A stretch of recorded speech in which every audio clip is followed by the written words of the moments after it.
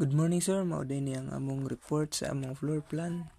Gitaytulan ni siya og tool manufacturing nga business. So, ang una ni sir, ari ni siya sa entrance, ari musod ang among raw materials redria. Kani nga part mo nimong entrance, ari musod ang among raw materials via truck, deliver ang mga equipment. Sunod na sir kay enter na siya diri sa among processing area, which is naa diha ang among mga machine nga ara diha siya himuon. Pero before nasad may PPE room, naramang PPE room.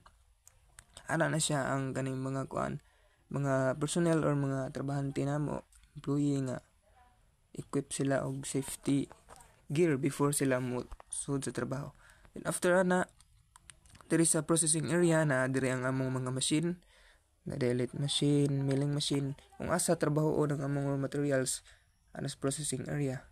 Then after sa among processing area na may packaging area, diretso na siya sa packaging area kung asa yung among mga nahuman na nga tools nang nag-process is ready na sa ipack ara diha trabahoon.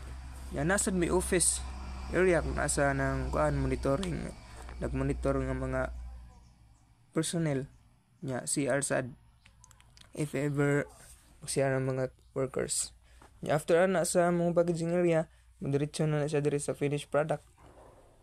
And diri sa finished product, makita diri ang exit kini mo siya exit sa amo ang mga nahuman na nga mga nahuman na nga tools, ready na siya i-deliver.